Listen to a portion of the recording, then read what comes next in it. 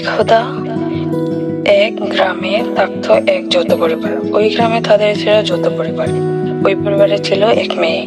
আর আমার এই গল্পের মূল কাহিনী এই মেয়েকে নিয়ে। তো শুরু করা যাক। এই মেয়েটি ছিল অনেক ভীতু।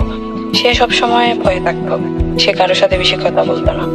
সে তার মতো করে চলতো, যা কাজ করার করতো, পড়াশোনা করা।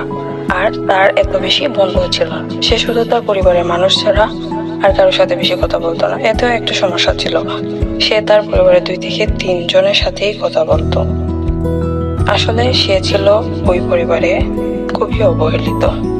আর তার মনে ছিল অনেক দুঃখ, যা সে কখনো কারোর সাথে শেয়ার করেনি। আর সে ছিল অনেক লাজুক স্বভাবের। আর এটা ছিল তার হারের এক ধাপ। এই লজ্জার কারণে সে সব জায়গায় পিছিয়ে থাকতো, স্কুলে কিংবা অন্য কোনো জায়গায়। সে যত বড় হচ্ছিল, সে এই লজ্জার কারণে পিছিয়ে যাচ্ছিল। এইভাবে তার দিন কাটতে লাগলো। সে প্রাইমারি পড়া শেষ করলো। সে গ্রাজুয়েশন কমপ্লিট করলো। তারপরে ধাপে ধাপে সে গ্রাজুয়েশন সম্পন্ন করলো। তারপরে তার কোনো পরিবর্তন হলো না। সে সেই আগের মতোই ছিল। হঠাৎ তার জীবনে এক বড় ঝড় আসলো। আর এই ঝড়টা ছিল তার বিয়ের মাধ্যমে। তার বিয়ে হলো এক বিশাল এক পরিবারে। ওই ছেলেরও ছিল যৌথ পরিবার। আর এই মেয়ে ছিল 3 নম্বর বউ। সে যেমন ছিল তার সামনে ছিল তার উল্টো। তাদের চলাফেরা কিছুতেই মিশ খেত না। শুরু হলো তাদের সমস্যা। মেয়েটি এতটাই চুপ থাকতো যে তার স্বামীকে সে কিছুই বলতে পারতো না। আর তার স্বামীও তার কথা শুনতে এত আগ্রহী ছিল না। সে তার ভাবেই থাকতো।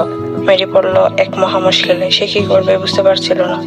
আর এদিকে মেয়েটার বিয়ে নিয়ে অনেক স্বপ্ন ছিল তার স্বামীকে নিয়ে। সে এমন স্বামী পেয়ে ভেঙে চূর্ণ বিচূর্ণ হয়ে যায়। সে মানসিকভাবে খুবই দুর্বল হয়ে যায়। এইভাবেই 2 বছর যায়। তারপরে সে নিজেকে বদলানোর জন্য তৈরি করে। আর এর মধ্যে তার সাথে অনেক কিছু ঘটে যায়, যা সে কোনো দিনও ভাবেনি। তাকে খুবই খারাপ পরিস্থিতি পার করতে হয়েছিল। তাকে হারানোর জন্য তার শ্বশুর বাড়ির লোক অনেক চেষ্টা করে, কিন্তু তাতে তারা সফল হয়নি। কেউ তার কোনো ক্ষতি করতে পারেনি, কারণ তার এই লড়াই ছিল তার আত্মসম্মানের।